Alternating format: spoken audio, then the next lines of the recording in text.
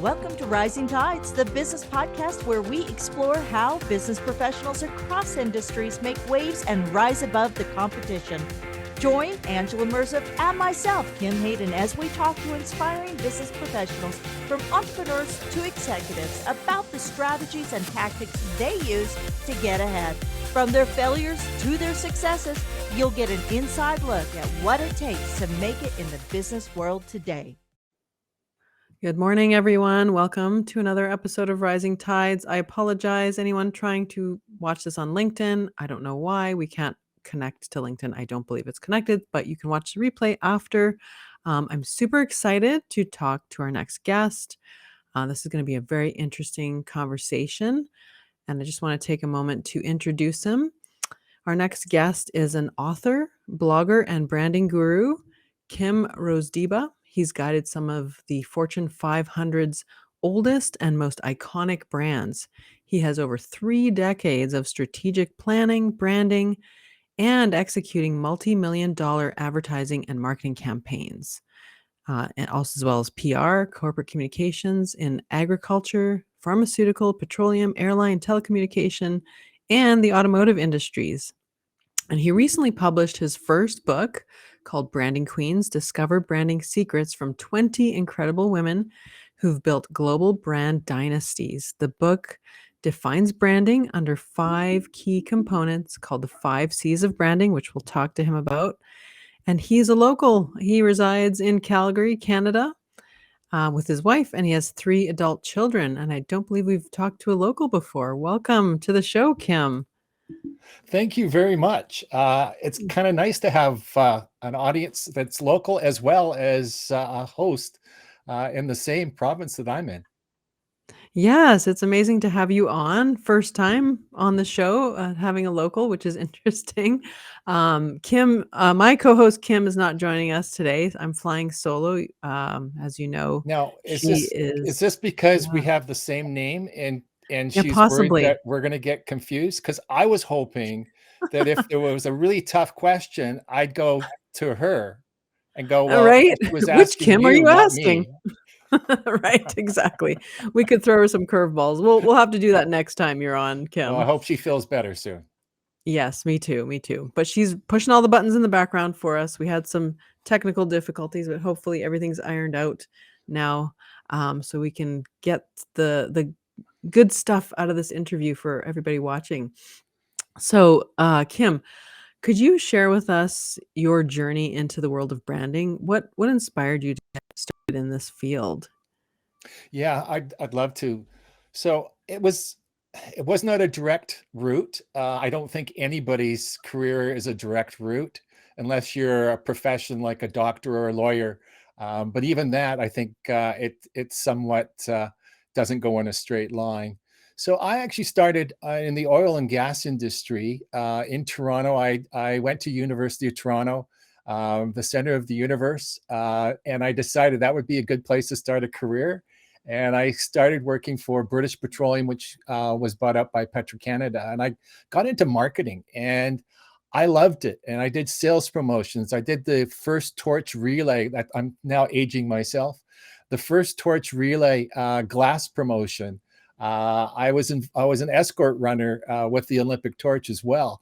But I really, really was captivated by the whole idea of branding and communicating and marketing. So I actually went from there to an advertising agency, and I worked with BBDO for a couple of years. Then I went to Ogilvy, the 7th largest in the world. I worked on a number of different clients there. I learned a lot from an agency environment, and then I went from there to client side. And so I've been on the client side now for 20 years. So. Wow, that you're right. Our journeys are never a straight path, are they?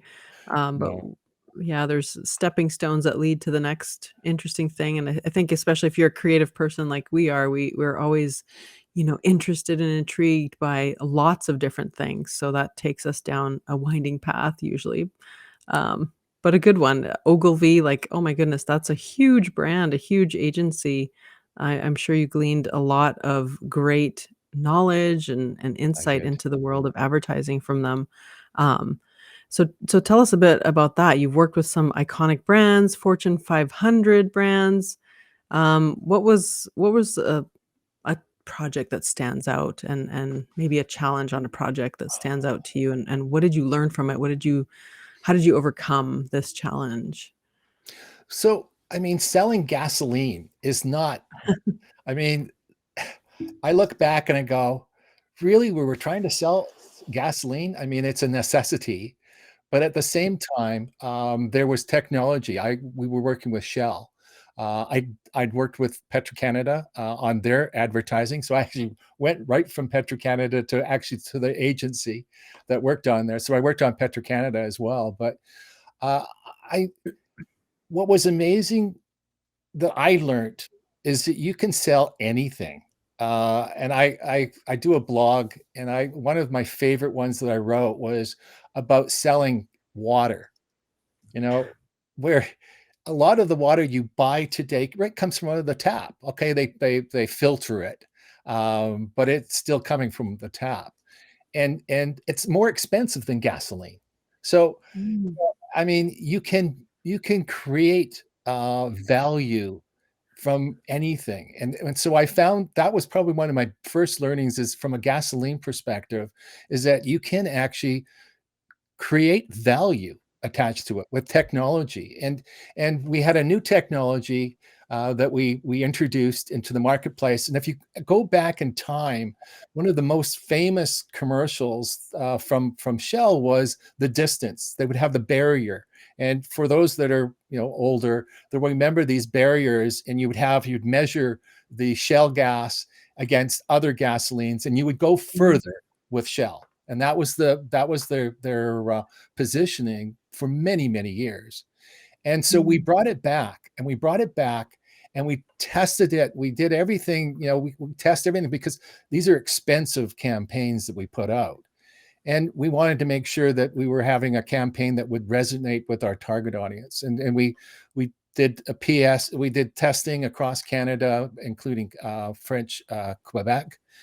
And we found out that people liked the concept. They understood it, and they actually understood the history attached to it. But it was boring.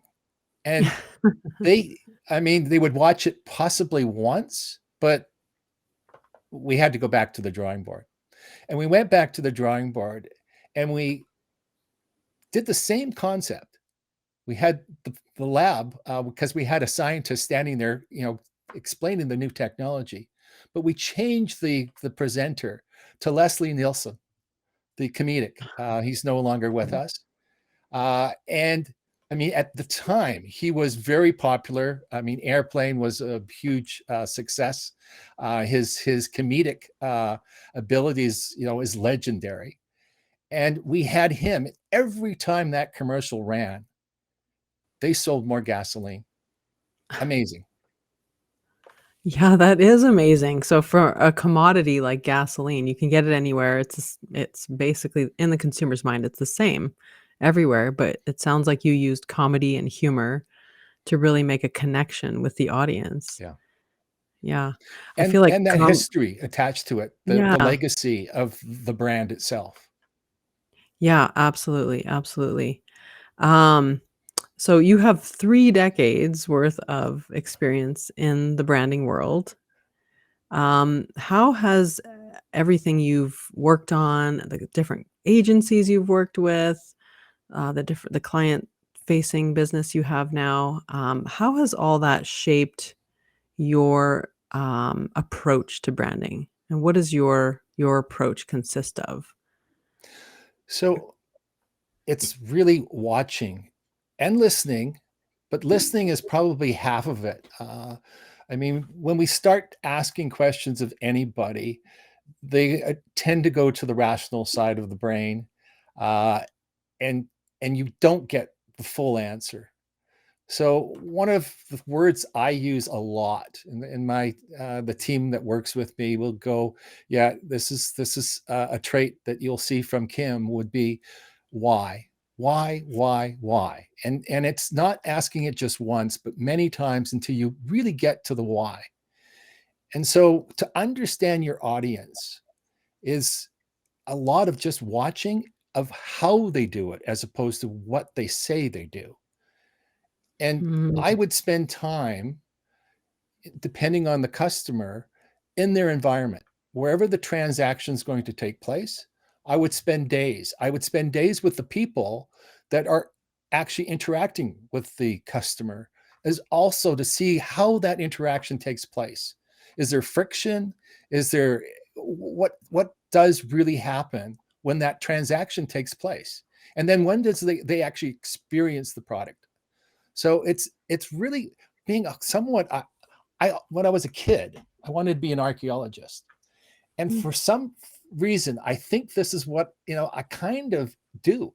Like this is what we do, as particularly from an advertising perspective and a marketing perspective, is understanding the customer better than they can understand themselves. And so, and have to work with different pieces of information, and try to peel it back to figure out exactly what is this telling you. Yeah, right. It's a lot of psychology and understanding Yeah. human behavior, and we can only understand so much from data, numbers, pie charts, and things like that. I think getting out there in the real world and Well, it puts it in watching people. context. It It actually, does. you can use it Does it? still. It's still really important, but it put it in context of going, oh, I now understand why that happens. Mhm. Right, because, the thing with focus groups is, um, people will try and behave in a way that they wanna they want to give the answer that they think you want to Yeah. hear. So Yeah. that's why I don't really love focus groups, but something like, being a mystery shopper for a brand, where they don't know they're being watched, I think gives you a lot more insights, a lot more correct insights Yeah. into the brand. Yeah. Yeah. So I have one more question about your background here. So you've worked with a lot of industries such as agriculture, pharmaceuticals, petroleum, like we just talked about, the airline industry, telecom, and the automotive industry. How would you say that brand strategy differs between these diverse sectors, and is there any commonalities as well between them? The consumer. Mm. We are all human beings. We come certain aspects. B2B, I would say there are some aspects that are different, but at the end of the day, they're still consumers. And so we have, different demographics. We have a number of different things that influence how we think. But as a Mhm. consumer, the process of how we evaluate and how we interact with each of the brands that we interact with each day starts out really similar. So, Mm. whether it's a car, there are, certain things that you will look for or you will associate with a car that may be very different from a gasoline purchase, or from from an agriculture, from a food perspective. But we're still touching the same consumer, and we're having to have, I talk of the 5 C's. Mhm. Those 5 C's exist with every brand. Mm. Yeah, we'll have to talk more about the 5 C's of branding. So, um, let's hop into that and talk about that because I know you have your own framework. Everybody Yeah, that does branding, I have my own framework. I'd love to hear more about yours. You mentioned the 5 C's of branding. Could you briefly explain each C and sure. how they can be used to build a successful brand? Yeah, I'd love to. So the first one I have, and these are in no particular order, is commitment, and that's the why. And I can get further into what I mean by why, but the next one is construct, and that's the what attached to the brand. And then the third one is community. Some people think, oh, I thought it was going to be customer. Customer is part of your community, but that's not the only part of your community you should be focusing on. And the next one is content. And content is all of those communication touch points. This is your marketing. This is all, but it's more than just marketing. You may have influencers within your organization that are not part of your marketing team. Your most senior person, the founder of the company, has a position to play in building that brand. So it's much bigger than just marketing. The final one is consistency, and consistency is, how do you replicate? How do you do it every single time? So every action, reaction, or every transaction that you have with the brand is it consistent? All of the pieces, so it goes right down to your specifications. It goes down to your specs, from logo specs to your color palette to your tonality, but it goes even bigger than that. It's the quality of your product. How do you have, what are your quality assurances? Where's your supplier? How do you get them up to speed to make sure they're always going to be delivering? So it gets quite complicated in this end, and data becomes really important too.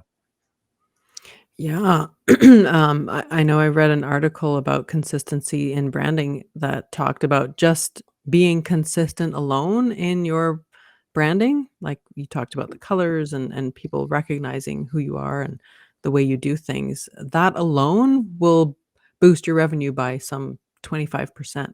So just consistency alone, one of the pillars of your Yeah. 5-point framework The here. I have a great example of consistency from the book Branding Queens, and it was actually from Oprah Winfrey. And Oprah said for many years she was not a brand. She said, "No, I am not a brand. I'm out there. I interview people. I have a show. I have an opinion, but I'm not a brand." And eventually, she understood what a brand was, and Mm. consistency was the important part of what she understood of a brand. And she goes, "I am consistent, so therefore Mm. I am a brand." And that was the turning point for her to actually realize that she was a brand, because she has been consistent throughout all of what she has done in her career. Right. Yeah, absolutely. I think there is a misconception out there as to what a brand is, and now we're getting into the world of personal branding, which I don't know. I mean, you have decades of experience with these top-notch agencies like Ogilvy. Was personal branding, is that a new concept, you feel like, or is that sort of been around Yeah, always? I have an interesting perspective on personal branding, Okay. and it actually comes from a quote that I saw a long time ago, and it was, brands are trying to become more like humans, and Mhm. humans are trying to be more like brands. Oh, And perfect. I love that quote. because a brand it's a box of cereal. It's not three-dimensional in the sense of, it has every capacity that a human being has, emotions, it has construct. When I go back to the construct, it has it's it's replicated perfectly every day. Now, if you're a person that has a business that you are service oriented, well, then maybe you should have some of that. But how far do you go to become a brand? So to me, that's the question of how far you have to go to be a brand. And I don't think a lot of people need to go that far. They may need a really good resume to get a presence. They have maybe a presence in the social environment, because people are looking for connection points to figure out, is this the right person? And so I find that brand is maybe overused from a personal perspective. But if we actually try to replicate what a true brand is and a person, I mean, there are a few people, and there are three people in Branding Queens that are brands. Martha Stewart is another one, and she Yeah. keeps reinventing herself, and her followers allow her to do that. The other one was Queen Elizabeth II, and very structured. We saw what they wanted us to see. We don't know her personal life. We don't know a whole bunch about her. She spoke once every year. And that one time she would speak was 15 minutes. Outside that, she did, thank yous, and she did, small little speeches, which were all choreographed. Her image was on every, still today on our money and all over the place, on stamps. So those were true brands. I don't think as a person I want to be a brand, because I don't want my personality to be boxed into a box, Mm, yeah, good because the point. consistent becomes really important. And you have to give up part of your life to be a brand. And that's what you find with a lot of these people, particularly famous people, when they start building, a genre that they're comfortable with. Well, if they break out of that, people are confused. True. Yeah, I see it with musical artists all the time. They'll go and do a different style, and their audience is confused because it's, And and sometimes they that's won't let them. yeah, sometimes they won't let them. That's another different subject, I guess, but that's probably why they break out of the band that they're in and then start a solo career under their name, because it's almost like a different brand at that point, right? Building a brand is hard. Yeah. That's why you have agencies, you have experts, there's Yeah. experts all over the world. So to expect every person to have that knowledge base to become a brand effectively, I'm going, just do the things that you need to do to make your customers happy. That's good enough. Right. If you're consistent with what you're doing with your customers, if you've got 10 customers, do you have to be on social? I don't know. How many customers do you want? Do you want the world? Okay, that's different. Right. But I think most Right. of us don't need the world. We need just the customers that we're going to be working with. And those people need to understand what you represent.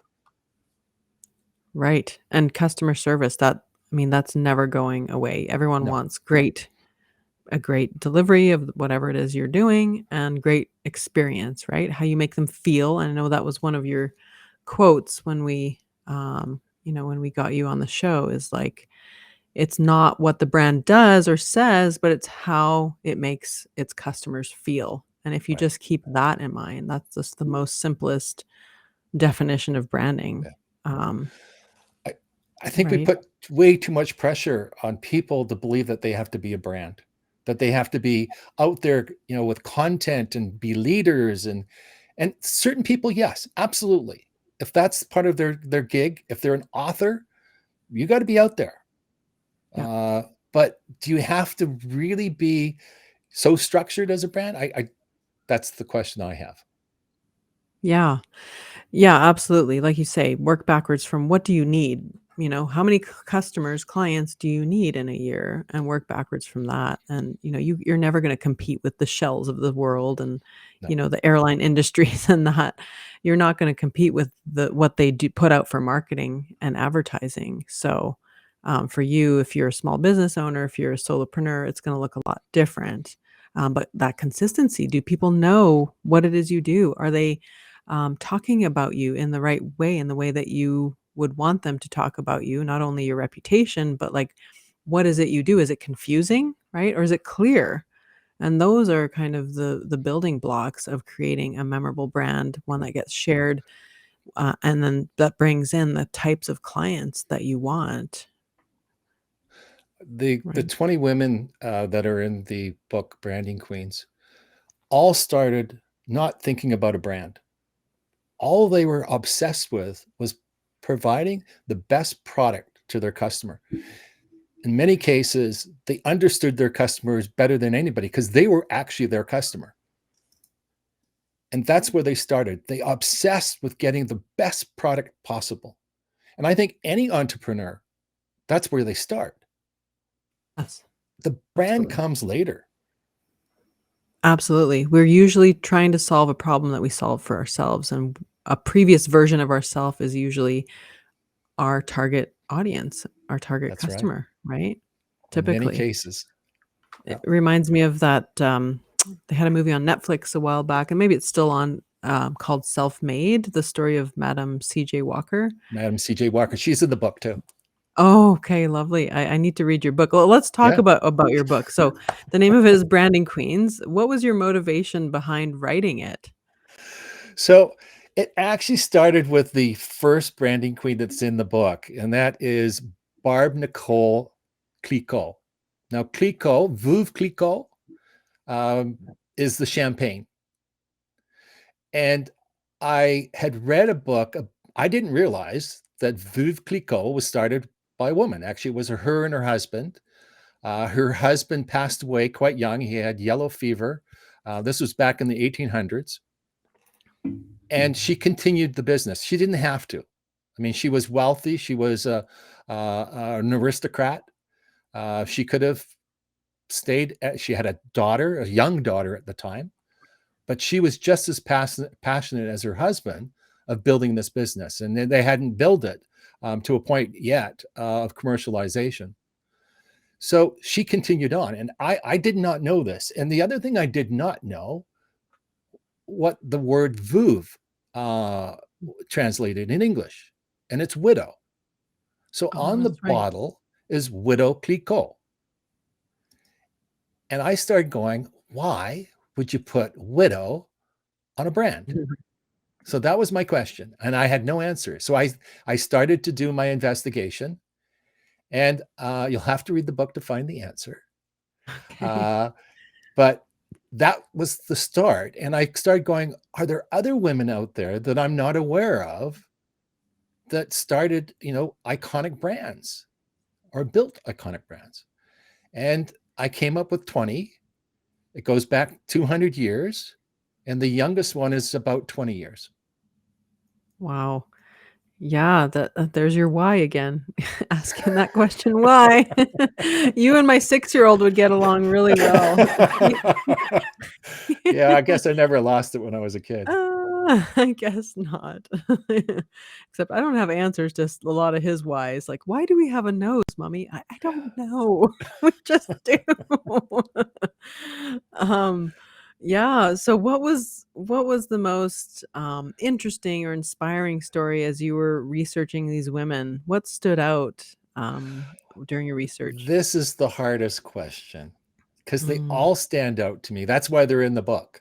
Every okay. time I started going down, one of these, I'm going, I didn't know that. Sure, there's some famous women that are in here. Coco Chanel, Liz Claiborne, Anita Roddick of The Body Shop. But what was interesting is how they got into the business. Most of these women had no formal education. One of the traits that I discovered and there was several that are very common amongst all of these women, and maybe most entrepreneurial women, I don't know, was this ability to learn. And okay, maybe they were asking lots of whys, I don't know, but Uh-huh. they came at it really going, I know nothing. I'm going to start a cosmetic company. We'll go to CJ Walker. And she was a washerwoman. So she washed clothes for households.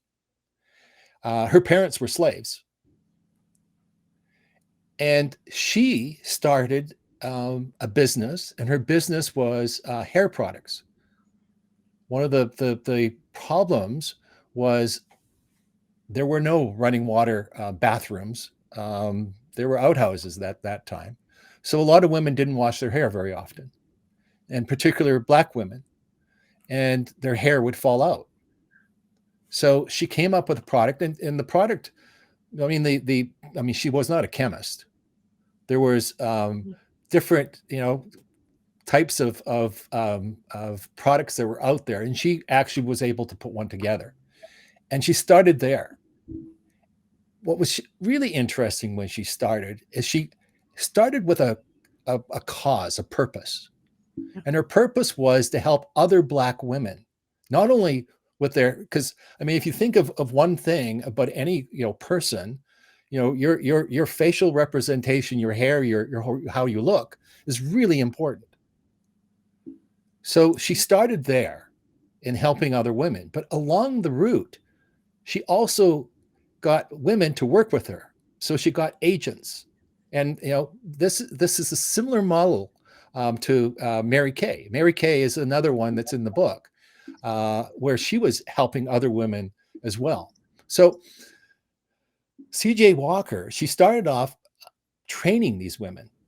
And when I say training, she actually had a university that she put together, because she understood she had to train them in a number of different aspects, not just selling or being, in business, but, just hygiene, and how to dress appropriately. She started off helping, empowering Black women across the United States and across North America. So, I mean, that is an incredible story. And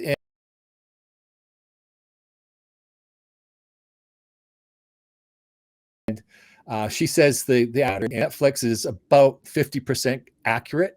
The other 50 is definitely, it's a movie set, in the sense of they had to create some sort of dialogue or some conflict in the show, so it did deviate from it. But I can talk about each one of these women and tell you stories that I just go, wow, and some of these are very strong-willed women. But what's really interesting is, I often say, would I be able to have worked with some of these women? I don't know.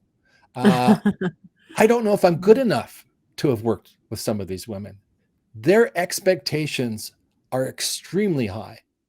And what's interesting is people would come and go because they couldn't live up to that expectation. But there is a core group of people in all of these cases where they stayed from day one till when they left the business or passed away. And in some cases, they were in their will. I mean, it just showed you how close and family knit some of these organizations and companies were. Yeah, and to be able to share your vision and have people, the right people, come alongside you on that journey. Yeah. It sounds like these women, had that strong vision and they were relentless in pursuing it. And they thought big, right? Like creating a university Huge. to train women at that time when, when women weren't doing any of that stuff at all. I mean, that's thinking massively in Today, that day and age. today we hear of, caring brands. It's a relatively new concept. I mean, relatively new in the last, I would say, 10 years. What's amazing in a lot of these cases, they were caring brands. Bissell and Bissell. So that's the Bissell carpet cleaners. I mean, we have the little one that shampoos, because I mean, every time there's a wine spill or something, we get that sucker out. It's awesome. She was one of the first, going back in 1876, to have benefits for her employees. So, I mean, there was all these different things that come along that go, wow, they understood when you talk about community, the depth of, not just your customer, but your employees. Liz Claiborne, who's the designer, had a clothing business, and she had separates. So one of her claim to fame was coming up with separates and having them all together, instead of having just all the dresses over there, all the jackets over there, all the pants over there. It was all together, and they were all color coordinated, so you can mix and match. So it was perfect for the women that were going into the business world in the 60s. She and her office, the employees, they would have a phone list of all their employees. So, you could call each other, in the office around just first names. Mm. It's a small thing, but it tells you a bit about the people that are running these organizations. Right. It sounds like they had a strong grip on what their culture was or what they wanted it to be and built everything around that. How do you want to make people feel, both your employees and your customers, and build a business that way? I think that hasn't changed for today, building a business today as No. well. Um, Well, we have to talk about, because the Barbie movie has come out and it's so popular, we have to talk about the inventor of Barbie. I know she's featured in your book. Can you talk to us about her and how Yeah, her creation yeah, came to be? yeah. Ruth Handler. So she started with her husband. He was a designer. He designed furniture, and they moved to Hollywood, to LA, and he was designing this furniture. And at that time, there was the acrylics, so all these plastics, and he was designing these, interesting furniture. And the leftovers, they would make frames, picture frames with that. He was always trying to use all the product. And she worked actually for one of the film companies. I'm not sure which one, I can't remember now. And when she had her lunch breaks, she would go out and try to sell these things. So she was the salesperson, he was the designer. And that's kind of how they took the whole Mattel Hmm. business. And they discovered with all the little leftovers, and they were starting to make picture frames, and those were actually better than the furniture. So they started there, and then actually started building things, for kids. And that started really going really well as well. And that's when they started Mattel, and they started actually looking at building things for kids' toys. Barbie came along, I think it was, well, it'd be about 60 years ago. And they were actually, the story goes that she had watched her daughter, who was named Barbie, uh, playing with her friends, and they would play with these paper dolls. And one of the things that Ruth noticed was most of the dolls that they played with were babies, not any reflection of the future, but of the past, of being a mother, nurturing, children. And she was kind of looking at, listening to her daughter, and they were talking about the future, not about looking after a baby. So that was kind of an idea that was in her head. And when they were over in Europe, they were on a family vacation. She found this doll, and this doll was a woman. It was a anatomically correct woman doll, and it replicated it was a cartoon character, and I think it was in Germany. Yeah. So she brought back a couple of those, and that became sort of the starting point for Barbie. And when she designed, finally they designed it. It took a couple of years. Went to the major toy show to see if she could get any representation of companies and stuff, and nobody was interested. Going, this is too advanced. Kids aren't going to Yeah. play with this. Girls aren't going to play with it. So she actually marketed herself. And the other incredible thing that she did, and again, very savvy, is she marketed it at almost like a loss leader. So, I mean, at the time, it was $3. And again, at the time, because she understood that the clothes and all the accessories is where they would make the money. So it's kind of like your printer. You make the money on the ink, not necessarily on the printer. And so that was her strategy moving forward. The other really interesting thing she did was she marketed to kids. She took literally all the money they had made and bought a property on Walt Disney. There was a show before, the kids show, and I'm trying to remember the name now. It escapes me. But she spent basically all of their profits in this advertising campaign, and she bought beyond, because at that time they only advertised kids' toys in Christmas. She did all year round. So that was another thing that she changed, Mm. the whole marketplace. So, I mean, I could go on and on about all her brilliance, but I'll tell you one other story, because this story I think a lot of people know. As the business was going on, they were buying out a number of other toy companies. They were looking for manufacturing again in Asia to support the business, and they were looking again, buying a whole bunch of companies. They got into trouble. She had a president. She was the chair of the board, but there was a president who was running the organization, and they had misled the marketplace. They had too many sales on the books that really weren't there. And she left the company, unfortunately, with sort of a stain on her credibility, and so did the president after that. She was I think she was 60. Okay, you would think, okay, she took her million. I think it was about 18 million she got out of there, her and her husband, in shares out of the company. She could have just went off into the sunset. She didn't. She had breast cancer. She had a mastectomy of one of her breasts, and she discovered that the prosthetics that were in the marketplace, she said it was like having two left shoes. So she started a business. I think it was called Nearly Me. And she started a business developing prosthetics for women with breast cancer. And she continued that business until I think she passed away. She did die of cancer. She had 2 mastectomies. And I go, wow, this is the type of women that are in this book. They don't give up. And I think, Angela, you mentioned before, one of really interesting thing, these women had nobody to follow.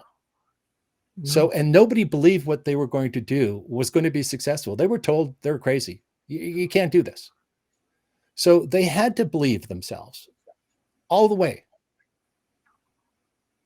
Yeah, they did. They did.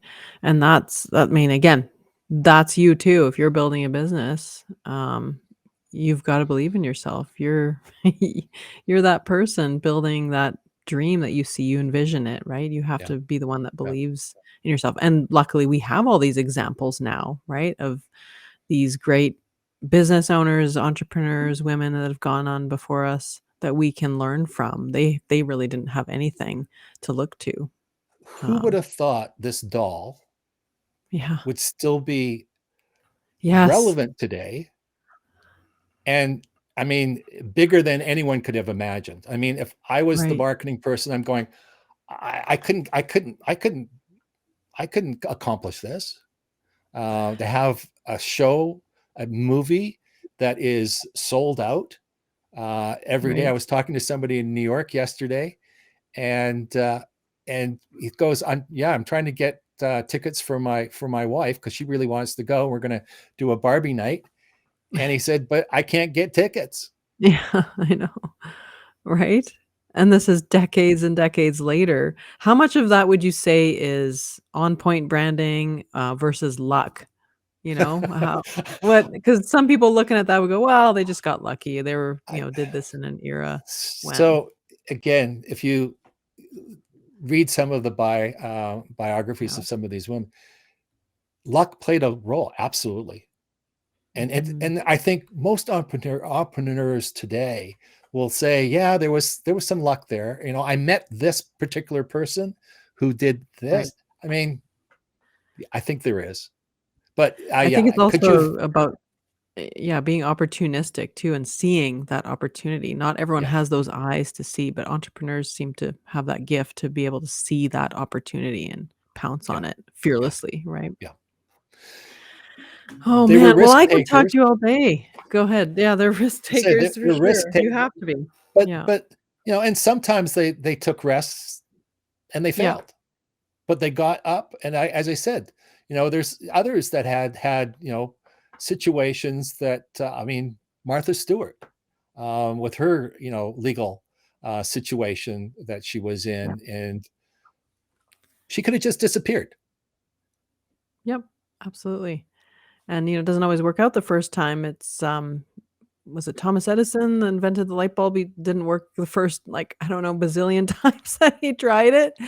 Thankfully he kept going because I like having indoor lighting in my house. But or like the creator of the KFC, I think he was in his 70s when he built that chain. So it's never too late. Or I'm just thinking of the vacuum cleaner, and it's again, the name escapes me, the most revolutionary one that's out there right now.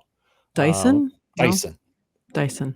that was, I think, model 100 and something. Yeah, So, exactly. Exactly. it didn't happen the first time. It didn't happen the second No. time. But we don't always see that, so we get No, we discouraged. don't. We don't always see these overnight successes. We just see the success part. We don't see everything else that came up before it to build up Yeah. to that day, Yeah. right? So that's the thing. It's like you never know how close you are. If you have something you believe in, right, and that you know that the market needs and that fills a void in the marketplace, it's up to you to believe in it and keep And going, right? you You have can to do be it. gutsy. I mean, there's a You do. if you've got a second, I'll tell you this one other story. And this is Estee Lauder. So, I mean, she wanted to get her product. She didn't have any stores, her product that she had started developing. And she wanted to get into Saks Fifth Avenue, biggest, cosmetic main floor department. And she talked to the head of the market, and the guy said, well, if my customers ask for it, then absolutely, I'll give you some space in our store, but nobody's asking for your products. She said, okay, Hmm. thanks. So a couple of weeks later, she's speaking actually across the street at a women's function, a luncheon.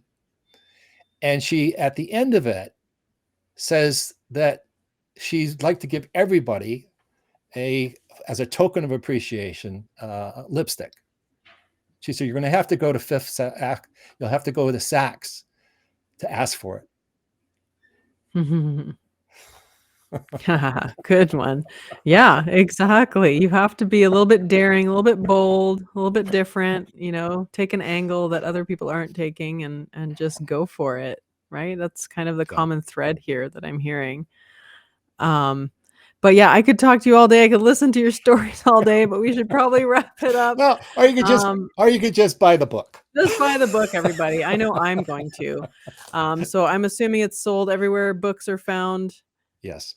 Kim, okay. And if you're actually in Calgary, Yeah. it's actually sold at the Core, at the Indigo. They have copies there. They have hard copies and soft copies there as well. The bookshelf on 4th, and then the one in Inglewood there as well, and West Hills. Out in West Hills, the Indigo there has copies there too.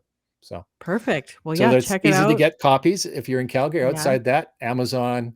Amazon. As I said, Indigo online also has it. So perfect. Yes, everybody check those out. And where else can people find you online? Where can they connect with you if they want to learn more about you? LinkedIn is probably the best place, or you can just go Google me. You'll get me fairly quickly, or you can just Google Branding Queens. I have a website. I have a blog if you want to follow the blog as well. That's on branding. And that's just Rozdeba, ROZDBA.com. Perfect. And I think we've got all your socials listed here. Well, thank you, Kim. It's been a pleasure talking with Thank you you. and hearing all your stories. I love it. I could talk forever, but I'm going to go check out the book. And I could talk forever too. Yeah, it's been awesome. I hope we have you on again. And thank you for your time today. Everybody, we'll see you next week on the Rising Tides podcast. Take care. Thank you. This show is sponsored by Be Bold Branding. Kick that yawn-inducing mission statement to the curb. Visit BeBoldBranding.ca and grab your Bold Manifesto Workbook to create a bold message that connects. Thank you for joining us here at Rising Tides, your business podcast. Be sure to like, subscribe, comment, and share. And you can follow Angela and Kim over on LinkedIn.